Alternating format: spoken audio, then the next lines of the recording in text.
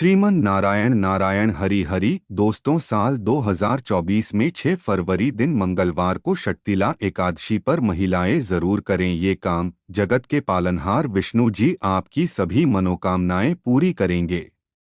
जो भी भक्त इस दिन भगवान विष्णु का पूरे विधि विधान के साथ पूजन करेगा, वह भक्त सभी पापों से मुक्त हो जाता है और वह रोग दोष और भय से भी मुक्ति पा जाता है। हर प्रकार की विपदा का नाश होगा, घर में सुख समृद्धि का वास होगा। इस दिन करें बस ये काम। दोस्तों, इस साल जो भी जातक इस शक्तिला एकादशी व्रत का नियम से पालन करते हैं, उनका जीवन खुशियों से भर जाता है। दोस्तों, साल 2024 की तीसरी एकादशी 6 फरवरी दिन मंगलवार को पड़ रही है। माघ माह के कृष्ण पक्ष में पड़ने वाली एकादशी को शक्तिला एकादशी के नाम से भी जानते हैं। कहा जाता है, इस दिन तिल का 6 प्रकार से उपयोग करना बहुत ही शुभ माना जाता है। माघ माह के कृष्ण पक्ष की एकादशी तिथि 5 फरवरी दिन सोमवार को शाम के 5:24 से शुरू होकर अगले दिन 6 फरवरी दिन मंगलवार को शाम के 4:07 पर समाप्त हो जाएगी। सभी भक्तगण इस वर्ष का तीसरा एकादशी व्रत 6 फरवरी दिन मंगलवार को ही रखेंगे और एकादशी व्रत का पारण 7 फरवरी दिन बुधवार सुबह के 7:06 से लेकर सुबह के 9:17 के बीच किया जा सकता है। माघ माह के कृष्ण पक्ष की द्वादशी तिथि का समापन 7 फरवरी दिन बुधवार दोपहर के 2:02 पर होगा। जगत के पालनहार विष्णु जी की और धन की देवी लक्ष्मी जी की विधिवत पूजा अर्चना करने से सारी अधूरी मनोकामना पूरी हो जाती हैं। तो आप सभी को केवल ये आसान से कुछ कार्य करने हैं। इनसे भगवान विष्णु जी और देवी लक्ष्मी माता दोनों को ही आप प्रसन्न कर सकते हैं। उनसे सुख समृद्धि और ऐश्वर्य का आशीर्वाद पा सकते हैं। तो चलिए जानते हैं वो कार्य क्या हैं। नंबर 1, शक्तिला एकादशी के दिन गंगाजल और तिल से स्नान उपाय। दोस्तों, शक्तिला एकादशी के दिन गंगा स्नान करना बहुत मंगलकारी होता है। कहा जाता है, देवी गंगा भगवान विष्णु जी के अंगूठे से उत्पन्न हुई हैं, इसलिए उन्हें विष्णुपदी भी कहा जाता है। इस दिन गंगा स्नान करने से जगत के पालनहार विष्णु जी अत्यंत प्रसन्न होते हैं और उनकी विशेष कृपा प्राप्त होती है। अगर गंगा नदी स्नान संभव नहीं है तो गंगा मैया को स्मरण कर घर पर ही पानी में थोड़ा सा गंगाजल और काले तिल मिलाकर स्नान करना चाहिए। गंगाजल और तिल मिलाकर पानी से स्नान करने से शरीर में आध्यात्मिक ऊर्जा का वास होता है और शरीर निरोगी होता है। देवी लक्ष्मी की भी कृपा प्राप्त होती है और दरिद्रता का नाश होता है। स्नान करते वक्त हर हर गंगे और श्रीमन नारायण नारायण हरि हरि मंत्रों का जाप भी करना चाहिए। ऐसा करना अत्यंत शुभ और मंगलकारी होता है। ध्यान रहे, आप इस शक्तिला एकादशी पर एक और खास उपाय कर सकती हैं। इस दिन महिलाओं को विशेष रूप से स्नान करने से पहले अपने शरीर पर तिल से बना हुआ उपटन लगाना चाहिए। आधे घंटे बाद विष्णु जी का ध्यान करते हुए स्नान करना चाहिए। इस उपाय को करने से महिलाओं के सौंदर्य में वृद्धि होती है। यदि आपका विवाह जल्दी होने वाला है तो इस उपाय को करने से निखार में भी वृद्धि होती है। नंबर 2, शक्तिला एकादशी के दिन तिल का हवन उपाय। दोस्तों, शक्तिला एकादशी के दिन शुभ मुहूर्त पर संभव हो तो हवन जरूर करना चाहिए। साथ में हवन सामग्री में तिल का होना आवश्यक है। इस दिन हवन में तिल की आहुति देना बहुत ही शुभ और मंगलकारी माना जाता है। साथ ही भगवान विष्णु के मंत्र ओम नमो भगवते नारायणाय का 108 बार जाप करना चाहिए। इस उपाय को करने से व्यक्ति की हर मनोकामना पूरी होती है। इससे घर की सभी प्रकार की नकारात्मक ऊर्जा का नाश हो जाता है।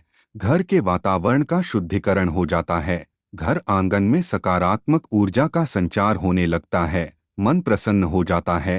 तिल से आहुति देने पर घर में सुख शांति का वास होता है। नंबर 3, शक्तिला एकादशी के दिन तिल की बनी वस्तुओं का दान उपाय। दोस्तों, शक्तिला एकादशी के दिन जितना महत्व पूजा का है उतना ही दान का भी है। इस दिन दान करना अत्यंत ही शुभ माना जाता है। तो महिलाएं और पुरुष श्रद्धा और क्षमता अनुसार किसी गरीब व्यक्ति, ब्राह्मण या जरूरतमंद को मिट्टी के घड़े में तिल भरकर अवश्य दान करें और उनका आशीर्वाद प्राप्त करें। इस उपाय को करने से वैभव और ऐश्वर्य में वृद्धि होती है। तिल दान करने से दुख, दुर्भाग्य और दरिद्रता का नाश होता है और मान्यता है कि इस दिन जितने तिल के दाने आप अर्पित करते हैं उतने ही दिन आपको स्वर्ग का सुख प्राप्त होता है। इसके अलावा षटतिला एकादशी को दान में तिल, तिल का तेल, गुड़, मिठाई, लड्डू, मूंगफली, कंबल, वस्त्र आदि चीजें भी दान कर सकती हैं। इस दिन भगवान विष्णु के मंदिर में जाकर भी तिल और गुड़ के 11 लड्डू बनाकर दान करना चाहिए और घी के दीपक से विष्णु जी की आरती करें। ऐसा करने मात्र से मनुष्य की कुंडली में शनि, राहु या केतु का दुष्प्रभाव है या पितृ दोष है तो उससे भी मुक्ति मिलती है।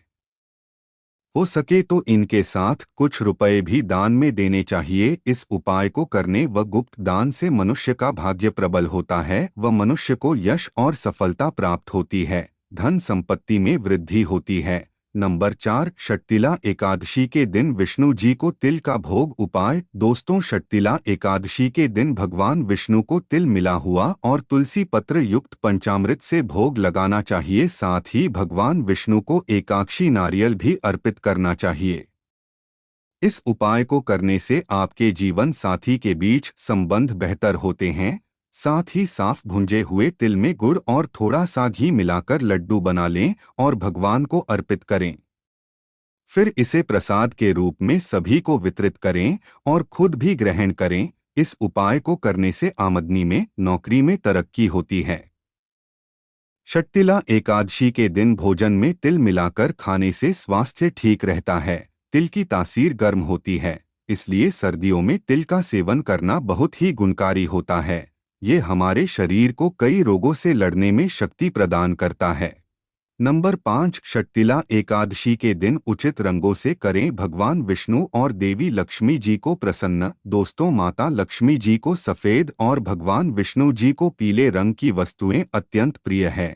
यदि आप विष्णु जी की मूर्ति के लिए वस्त्र खरीदना चाहते हैं तो आप पीले रंग का वस्त्र खरीद सकते हैं और यदि आप विष्णु जी के मंदिर जा रहे हैं तो आपको भी इसी रंग के वस्त्र धारण करने चाहिए। रंगों के सही चुनाव से भी आप विष्णु जी को प्रसन्न कर सकते हैं। पौराणिक कथाओं के अनुसार केले के पेड़ में विष्णु जी का वास माना जाता है, इसलिए मान्यता है कि षटतिला एकादशी के दिन जगत के पालनहार विष्णु जी को केले अर्पित करते हैं तो हमारे सभी प्रकार के कार्य सिद्ध हो जाते हैं। दोस्तों, षटतिला एकादशी के दिन भगवान विष्णु जी को मंदिर जाकर पीले रंग का कपड़ा अर्पित किया जाए और संतान को विद्या यंत्र पहनाया जाए तो इस उपाय को करने से संतान का मन इधर-उधर लगने की बजाय पढ़ाई में लगने लगेगा और वह अपने लक्ष्य से भटकेगी नहीं। इस दिन सफेद तिल की मिठाई, बेसन के लड्डू, केले और दही का दान भी अत्यंत शुभ माना जाता है। ऐसा करने से भगवान विष्णु, माता लक्ष्मी, सभी देवी देवता प्रसन्न रहते हैं। वीडियो के अंत तक बने रहने के लिए आप सभी का धन्यवाद। अगर आपको जानकारी अच्छी लगी हो तो दोस्तों, श्री नारायण जी के लिए एक लाइक और शेयर जरूर बनता है और कमेंट बॉक्स में श्रीमन नारायण नारायण हरि हरि अवश्य लिखिएगा और हमारे चैनल नवीन ज्ञान धारा को सब्सक्राइब करना मत भूलिएगा। आपका दिन शुभ और मंगलमय हो। धन्यवाद।